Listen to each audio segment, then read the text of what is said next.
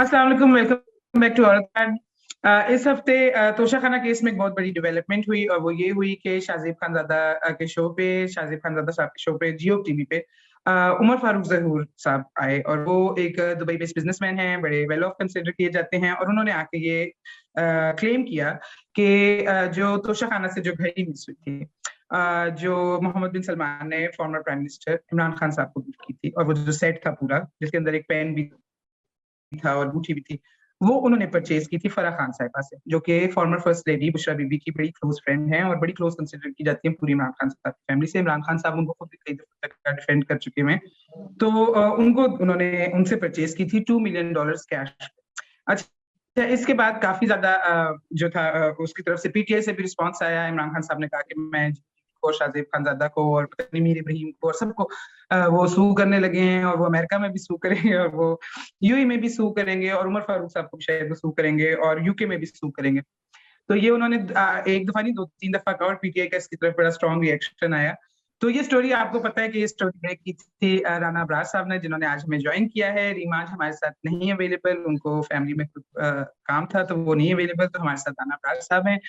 तो welcome to the show Rana साहब, and we will ask Rana साहब क्वेश्चंस अबाउट दिस, क्योंकि इस पूरे किस्से की अभी भी बहुत सी चीजें जो हैं वो धुंध में छुपी हुई हैं, और बहुत सी चीजें ऐसी हैं जिनको हम फेस वैल्यू पे नहीं ले सकते, उनके पीछे क्या है और कैसे ये अभी डिस्क्लोज होता जा रहा है, ये कैसे सब कुछ होता जा रहा है। इस पे हम राना अबरार साहब से क्वेश्चन करेंगे। तो मेरे ख्याल है पहले बेनजीर का एक बड़ा बेसिक सा क्वेश्चन था राना साहब के लिए। बेनजीर, बताएंगे आप? अच्छा, अबरार साहब, ये जो क्योंकि हमारे सामने इस वक्त अभी दो तौशा खाना के जो हाई प्रोफाइल केसेस हैं, एक जो अभी अदालत में चल रहा है जिसमें नवाज शरीफ साहब का नाम है, आसिफ जरदारी साहब का नाम है, यूसुफ रजा गिलानी साहब का नाम है, और ये जो दूसरा केस है ये जो इमरान खान साहब का नाम जिसमें आता है। अच्छा, मेरा जो इन दोनों केसेस को देखने के बाद जो एक बेसिक सवाल जो मेरे जहन में बार बार आता है वो ये है कि ये अप्रेजल प्रोसेस होता कैसे है, असेसमेंट कैसे होती है कि ये जो तोहफा मिला है बाहर से इसकी असल कीमत क्या है, एफबीआर इसका कैसे अंदाजा लगाती है। और जहां तक मैंने तौशा खाना के रूल्स पढ़े हैं उसमें ये भी लिखा हुआ है कि एक इंडिपेंडेंट प्राइवेट अप्रेजल भी होना चाहिए, ताकि उस दोनों को मिला के फिर आप एक दरमियान में कोई कीमत निकालते हैं, फिर उसकी अदायगी होती है कि 20% देना है या 50% देना है। तो ये कितना दुरुस्त होता है प्रोसेस? Thank you. आज औरत कार्ड में मुझे मौका मिला है, तो मैं आपका बहुत शुक्रगुजार हूँ कि इस फोरम पर मैं अपनी बात पेश कर पा रहा हूँ। तो सबसे पहले जो नताशा साहबा ने कहा था कि इमरान खान ने कहा है मैं केस करूंगा, अदालतों में जाऊंगा मुख्तलिफ मुल्कों में, तो मैं उसके ऊपर मुख्तसर सी बात करके आपके सवाल पर आता हूँ कि मैं इमरान खान साहब को कहता हूँ, बल्कि गुजारिश करता हूँ कि उनकी हुकूमत ने इस्लामाबाद हाई कोर्ट में एक रिट पिटीशन दायर की थी इसी हवाले से। पाकिस्तान इंफॉर्मेशन कमीशन के फैसले को चैलेंज किया था 20 सितंबर 2021 को। तो वो केस अभी तक पेंडिंग है, 29 नवंबर को उसकी डेट है। मैं इमरान खान साहब से रिक्वेस्ट करता हूं कि वो आपका किया हुआ, आपकी हुकूमत का किया हुआ केस है, जो भी आपके मजीद एप्रीहेंशन है वहीं पर लेकर आ जाए। 29 नवंबर को डेट है, बजाय किसी और मुल्क में किसी और अदालतों में जाने के शाहजेब खानजादा साहब को बुलवाना है वहां पर बुलवा ले, मुझे बुलवाना है, मैं तो ऑलरेडी वहां पर मौजूद हूँ। जब किसी भी और साहबी को बुलवाना है तो इस्लामाबाद हाई कोर्ट में ऑलरेडी केस चल रहा है, वहां पर बुलवा ले सबको, दूध का दूध और पानी का पानी हो जाएगा। तो अब मैं आपके सवाल की तरफ आता हूं कि जिस तरह आपने फरमाया है कि तोशा खाना rules of procedure office memorandum है, ये दो केसेस आपने जिक्र किया है। जो मियां नवाज शरीफ, साबिक वजीर आजम सैयद यूसुफ रजा गिलानी और आसिफ जरदारी साहब का केस है, उसकी नौयत इस तरह से है कि नैब का ख्याल है, नैब ने रेफरेंस दायर किया, उनका ख्याल है कि गाड़ियां रूल्स के मुताबिक रिटेन नहीं की जा सकती थी, बल्कि उनको गवर्नमेंट पूल में जाना होता है। लेकिन जो रेस्पोंडेंट या एक्यूज्ड हैं उनका ख्याल है कि ये रूल पहले मौजूद था, गाड़ियां ले जाने की इजाजत थी, रिटेन करने की इजाजत थी, मगर इमरान खान की गवर्नमेंट में ने आकर इसमें अमेंडमेंट की है कि गाड़ियां रिटेन नहीं हो सकती, और specific amendment for specific persons की गई, जो कि एक सुप्रीम कोर्ट का वर्डिक्ट भी है कि स्पेसिफिक पर्सन्स के लिए लेजिस्लेशन नहीं की जा सकती। पर ये उस केस का है, उसका जो भी फैसला होगा, ना हम उनके वकील हैं ना हम उनके वकील हैं, हम न्यूट्रल लोग हैं, जो भी कोर्ट का फैसला होगा वो सामने आ जाएगा। इमरान खान का केस इससे बिल्कुल मुख्तलिफ नौयत का है, क्योंकि उन लोगों ने जो गाड़ियां ली हैं वो आज भी उनके पास हैं, उनके जेर इस्तेमाल हैं। हो सकता है उन्हें कम पैसे दिए होंगे, कोर्ट कहेगी कि आप ज्यादा पैसे दे दें, कोर्ट फाइन डाल देगी, इस तरह से वो केस सेटल डाउन हो जाएगा बिल आखिर। लेकिन जो ये इमरान खान का केस है, इसमें मैं आता हूं कि जो रूल्स आपने सुनाए हैं, मैं उन्हीं रूल्स को कोट करूंगा कि उससे पहले एक क्लाज ये है कि पाकिस्तान का प्राइम मिनिस्टर या कोई मिनिस्टर या कोई भी ओहदेदार जब गैर मुल्की दौरे पर जाता है और वहां पर उसको गिफ्ट पेश किया जाता है, तो पाकिस्तान का एम्बेसडर जो उस मुल्क में होता है वो फौरी तौर पर इंचार्ज तोशाखाना को उस गिफ्ट के बारे में रिपोर्ट करेगा। ये एम्बेसडर के ऊपर ओब्लिगेशन है, उसने लाजमी रिपोर्ट करनी है तोशाखाना को कि फलां डिग्नेटरी ने ये गिफ्ट हमारे फलां ओहदेदार को पेश किया है। अब उसके बाद ये होगा कि वो तोहफा लेकर पाकिस्तान में आएंगे तो तोशाखाना में वो रखा जाएगा। अब रिटेन करने के लिए एक एप्लीकेशन देनी पड़ती है और उसके साथ एक बयान हल्फी भी होता है कि ये मैं रिटेन करना चाहता हूं, और रिटेन के तकाजे ये होते हैं कि मैं I want to keep it myself because this is memorious for me and I have been received by a dignity. तो ये एक्वायर नहीं हो रहा, ये परचेज नहीं हो रहा, ये प्रोक्योर नहीं हो रहा, ये बाय नहीं किया जा रहा, ये रिटेन किया जा रहा है। अच्छा, अब ये रूल कहते हैं कि एफबीआर को खत लिखा जाएगा, तोशाखाना का इंचार्ज खत लेकर एक कस्टम अप्रेजर बुलाएगा और एक मार्केट से अप्रेजर बुलाया जाएगा। तो कस्टम में तो मैं जानता हूं, कस्टम में हर शोबे के जिस नौयत का वो गिफ्ट है उस शोबे के एग्जामिनर भी मौजूद हैं, अप्रेजर भी मौजूद हैं, और जरूरत पड़े तो एग्जामिनेशन करने के लिए लैब या कॉम्पिटेंट पर्सन दस्तयाब हैं, वो अप्रॉक्सीमेटली दुरुस्त एग्जामिनेशन करते हैं। कोई रेयर केसेस में गलत हुआ हो, अप्रॉक्सीमेटली दुरुस्त एग्जामिनेशन करते हैं और दुरुस्त वैल्यूएशन की जाती है।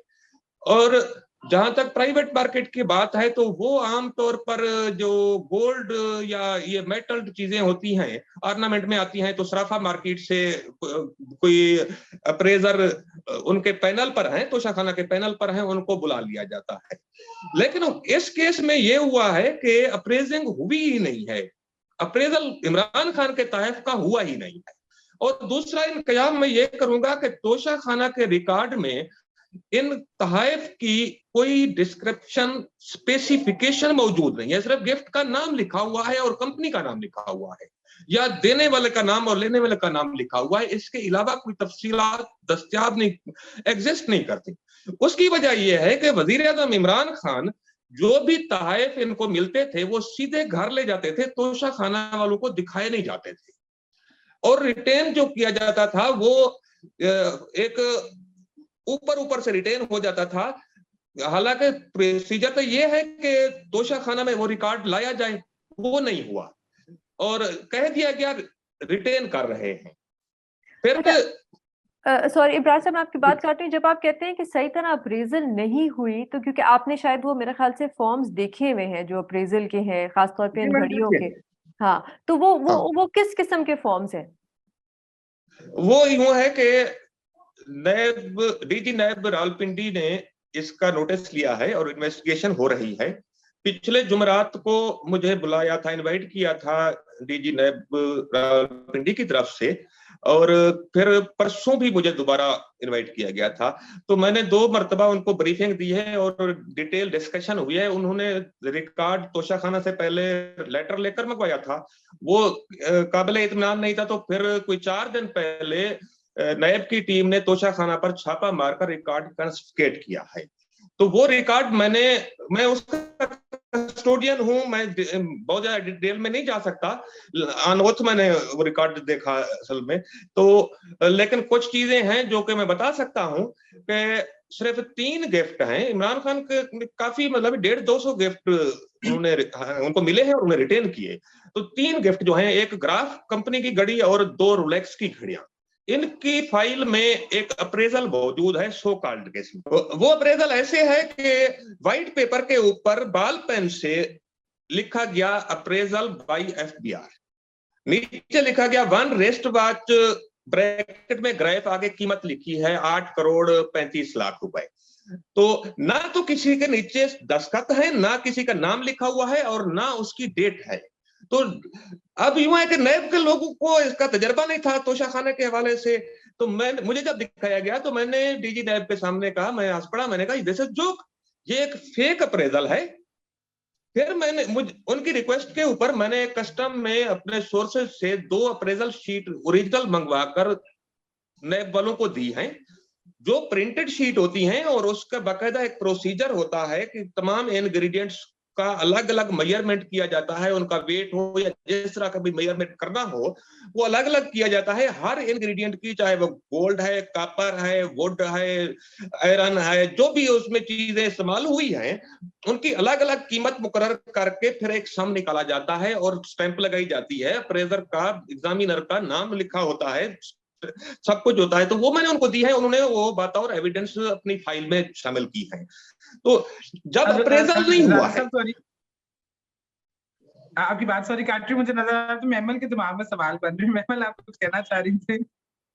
नहीं ब्रार साहब, क्योंकि आपने सबसे पहले जो ये बात की थी, ये आपने इंकशाफ किया था कि एक्चुअली तोहफे जो है वो पहले बेच दिए गए हैं और बाद में पेमेंट, और जिसने बायर है उसने वो जो है पेमेंट, यानी कि ये जिस तरह अभी तो खैर आपने सारे वो रिटेन करने के प्रोसीजर की जो धज्जियां अगर उड़ी है जो आपकी इंफॉर्मेशन के मुताबिक, वो तो खैर बिल्कुल ही एक और चीज है। लेकिन क्योंकि यहाँ पर एक बहुत ज्यादा जो बड़ी बहस हो जाती है, अनफॉर्चुनेटली हमारे मीडिया के अंदर भी जो एक चीज आ जाती है वो ये आ जाती है कि जी ये मॉरली और उसके यानी एथिकली और लीगली, इन 3 चीजों में डिफरेंशिएट जो है वो उस तरीके से नहीं किया जाता। बेसिकली तोशाखाना के तोहफे रखना कवानीन के मुताबिक तो एक ठीक चीज होगी अगर आप कवानीन को फॉलो करें, लेकिन जो आप बात कर रहे हैं आप तक ये इन्फॉर्मेशन किस जारी बता आपके सोर्सेज में, मैं वो बात नहीं कर रही, लेकिन मैं कह रही हूँ कि ये जो आपने बात की थी तो आपने बड़े वसूख से ये की और अब ये सामने आ रही है कि सेम डे पेमेंट हुई है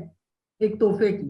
तो आपने ये किस तरीके से आपको पता चला और आपने जब ये सवालात किए तो फिर आपके साथ क्या हुआ जब RTI आपने फाइल? उस पर भी मैं आता हूँ। ये जो आपने कहा ना कि ये इखलाकी जुर्म है या कानूनी जुर्म है, इसको मैं थोड़ा सा कंप्लीट कर लूं जो जहां से बात चल रही थी कि नंबर 1, एम्बेसडर ने रिपोर्टिंग नहीं की। हालांकि जहां भी इमरान खान गए हैं बतौर वजीर आजम, सऊदी अरब में गए, एयरपोर्ट पर हमारे एम्बेसडर ने ही रिसीव किया और जो जो मुलाकात थी वो एम्बेसडर अरेंज करता है, वो सारा कम्युनिकेट कर रहा होता है, फिर सीएफ करता है एम्बेसडर अपने वजीर आजम को पाकिस्तान के लिए। तो साफ जाहिर है कि एम्बेसडर को रोक दिया गया। ये एक प्रेमा फिशाई है कि पूरा अरेंजमेंट है, एक पैसा कमाने की अपॉर्चुनिटी बनाई गई। एम्बेसडर को रोका गया कि रिपोर्टिंग नहीं की उसने, फिर तोशाखाना में अप्रेजल नहीं हुआ। डिप्टी सेक्रेटरी, मैं रियली आपको बता रहा हूं, ये जोक नहीं है, डिप्टी सेक्रेटरी क्या करता है कि फाइल टेबल पर रखी होती है, आंखें बंद करता है, आंखें बंद करके जो ज़हन में आता है कीमत लिख देता है। तो हुआ यह है कि अगर 1 करोड़ रुपए की वो चीज थी तो उसकी 15 या 16 लाख रुपए कीमत मुकर्रर की गई, असेस की गई। अब वो असेस शुदा कीमत जो है उसका 20% पेमेंट हुई है। और यहां पर हम आते हैं कि वो पेमेंट क्या इमरान खान की तरफ से की गई है या किसी और तरफ से हुई है। तो 23 नवंबर 2020 को जब मेरे सोर्सेज ने मुझे बताया कि तोशाखाना में बहुत बड़ी गड़बड़ है, तो मैंने फिर एक RTI रिक्वेस्ट भेजी थी जिसके 5 सवालात थे। पहला सवाल यही था कि 18 अगस्त 2018 से जब से इमरान खान ने ओथ लिया है प्राइम मिनिस्टर ऑफ पाकिस्तान का, उससे लेकर आज तक इमरान खान को गैर मुल्की दौरों में कितने तहफ मिले। नंबर 2 ये था कि उनमें से कितने तहफ तोशाखाना में रखे गए और कितने तहफ इमरान खान ने रिटेन किए। नंबर 3 ये था कि जो तहफ इमरान खान ने रिटेन किए हैं उनकी डिटेल स्पेसिफिकेशन डिस्क्रिप्शन क्या है। इन केस ऑफ व्हीकल मैंने इंजन नंबर, चेसिस नंबर पूछा, in case of electronics EMI number बताया जाए मैंने कहा।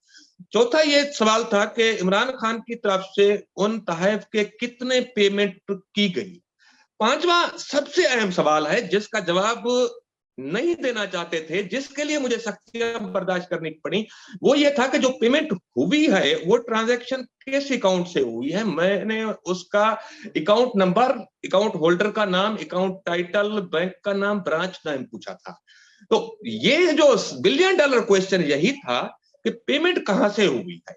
मेरी मालूमात के मुताबिक, मेरे सोर्सेज के मुताबिक तकरीबन 150 से 200 तहफ हैं, छोटे बड़े, कोई बहुत ज्यादा कीमती हैं, कोई मामूली नौयत के हैं।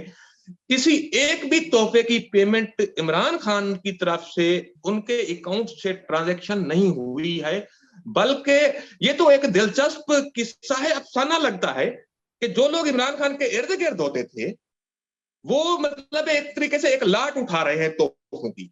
ये वाले जो तोहफे हैं फलाने दौरे के, ये चौधरी साहब ये आप उठा लें, इनकी रिटेंशन पेमेंट आप कर दें, इनकी मार्केटिंग करें और मुनाफा 50-50। ये बुखारी साहब ये वाली लाट जो है फलाने मुल्क में जो फलान दौरा हुआ था उसमें जो गिफ्ट मिले थे, ये लाट आप उठा लें। जिस तरह वो होता है गला मंडी में होता है, सब्जी मंडी में होता है, ये इस तरह का काम हो रहा था। और ये हंसते थे, बनी गाला में बैठकर ये लोग हंसते थे, कह के लगाते थे कि हाँ जी बोली लो, ये जो दौरा आ रहा है इसके गिफ्ट की लाट कौन उठाएगा, कौन पेमेंट करेगा। इस तरह से हुआ है। और फिर ये एक प्रेमा फिक्री बन रही है। मैं आपसे एक क्वेश्चन पूछना चाहती हूँ। आपने मतलब 15% या 16% कीमत असेस करवाई, मुकर्रर करवाई और उसका 20% दिया, फिर आपने फुल प्राइस के ऊपर मार्केट में बेचे, जो मुनाफा हासिल हुआ खुद भी लिया और अपने साथ जो मुलविस गैंग था उस गैंग के मेंबरान भी फैज़याब हुए इससे। ये इस तरीके से नैब एक्ट का सेक्शन 4 इसके ऊपर लागू होता है। वैसे पिछली हुकूमतों में किसी को ये नहीं आया, मतलब तरीका है बड़ा इनोवेटिव तरीका, आई मस्ट से। हाँ, इनोवेटिव तरीका। अच्छा राना साहब, मैंने आपसे पूछा था कि आपने जरूर देखा होगा शाहजेब साहब का शो, शाहजेब खानजादा का शो देखा होगा आपने, उस पे उमर फारूक जहूर आए थे।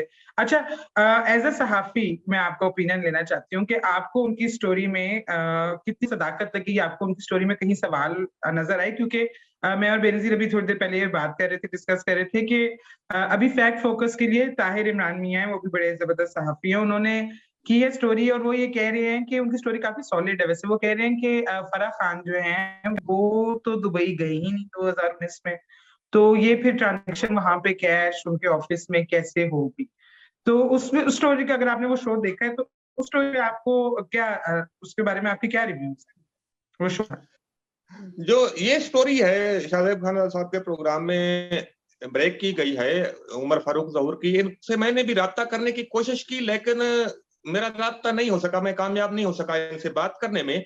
मैं आपको यूं बताऊं कि ये स्टोरी इनकम्प्लीट हो सकती है, इसके कुछ पार्ट्स हिडन हो सकते हैं जो वक्त गुजरने के साथ साथ सामने आएंगे, लेकिन मैं इसको टोटली रूल आउट नहीं करता। जिस तरह से रूल आउट किया जा रहा है इस स्टोरी के अंदर भी एक कुछ दम मौजूद है, ऐसा नहीं है कि बिल्कुल बेबुनियाद हो। हाँ, ये हो सकता है कि अभी कोई इसका 40% पार्ट रहता हो, 45% हिस्सा हिडन हो। मैं गुजारिश करूं कि ये जो ग्राफ की घड़ी है इसको फिरोख्त करने में जुल्फी बुखारी साहब जो SAPM थे उस वक्त, उनका कलीदी किरदार है। शहजाद अकबर साहब का किरदार भी हो सकता है, लेकिन सबसे बड़ा किरदार जुल्फी बुखारी का है। और ये घड़ी पाकिस्तान में नहीं बेची गई, पाकिस्तान में इसका खरीदार नहीं था, ये घड़ी दुबई में बेची गई। और ये बात मैं अभी नहीं कह रहा कि फलां की खबर गलत है या फलां की दुरुस्त है, बहरहाल इसमें कंपनी का वर्डिक्ट भी आ जाएगा। अगर उमर जहूर साहब से मेरा राब्ता हो चुका होता तो मैं को काफी बेहतर पोजीशन में होता है इस स्टोरी के बारे में अपनी ओपिनियन देने में, लेकिन मैं इसको फिर भी रूल आउट नहीं कर रहा। मेरे ख्याल में इसके कुछ पार्ट्स स्टोरी के अभी हिडन है, वो सामने आ जाएगी। मैं as a journalist, as a सहाफी, मैं ये पूछना चाह रही थी कि आपने कोई रिग्रेट्स हैं आपको कि आपने ये स्टोरी की? क्योंकि जो आपको कीमत अदा करनी पड़ी और जो आपके घर वालों को कीमत अदा करनी पड़ी इस स्टोरी को ब्रेक करने के बाद, वो मेरे ख्याल से ये जो घड़ियां हैं या ये जो कफलिंग्स हैं या ये जो हीरो के पेन है, इनसे कहीं ज्यादा है। तो कोई आपको रिग्रेट हुई कि शायद ये मुझे स्टोरी नहीं करनी पड़ी, करनी चाहिए थी, ये उसके बाद मेरे साथ हुआ जो मेरी नौकरी से भी हाथ धोने पड़े, उसके बाद आपका जो नो एंट्री साइन लग गया बहुत से दफ्तरों में, तो कोई रिग्रेट्स हैं आपको? नहीं, मुझे बिल्कुल कोई रिग्रेट नहीं है। मैं प्राउड करता हूं कि मैंने एक अच्छा काम किया। मैंने सच की तलाश करने की कोशिश की, बजाय इसके कि मैं सोर्सेस की सुनी सुनाई के ऊपर एक स्टोरी फाइल कर देता और बाद में स्टोरी बाउंस हो जाती। तो उसके मुकाबले में मैं इसके ऊपर बहुत ही इत्मीनान रखता हूं कि मैं प्राउड करता हूं कि मैंने सच को एक्सप्लोर करने की कोशिश की है। मुझे बहुत धमकियां मिली हैं और अच्छे बुरे वक्त आते रहते हैं। मैं बेरोजगारी काटी है, और कल कोई दोस्त थे वो पूछ रहे थे, मेरे जाती हालात पूछ रहे थे। तो बाकी अच्छे बुरे वक्त आते रहते हैं। मैंने कैसे सरवाइव कर रहा हूँ, कैसे नहीं, कि ये मैं जानता हूँ। लेकिन इस तमाम चीजों के बावजूद मैं एक चीज से जिससे मुतमैन हूँ, वही अंदर की ताकत है। और जैसे फैज साहब ने लिखा था वो सलीबे मेरे दरीचे में, अब वो मैडम एलिस को खत लिखा था हैदराबाद जेल से कि जब आपका अंदर मजबूत हो तो बाहर से आने वाली मुसीबतें आपका कुछ भी नहीं बिगाड़ सकती। Thank you so much, Jana Sahab. Thank That's such a sweet thing to say. That's such a good message. And thank you for joining us today. So please हमें feedback दीजिए। आपको अगर questions हैं इस स्टोरी के बारे में तो प्लीज हमें कमेंट से मेंशन कीजिएगा। और जैसे जैसे ये प्ले आउट करती जा रही है, जैसे जैसे हमें ज्यादा डिटेल्स मिलती जा रही हैं, तो उस तरह हमारे सामने धुंध झटती जा रही है और हमें पता चलता जा रहा है कि हुआ क्या था। So thank you for watching. और that next Monday 7 o'clock.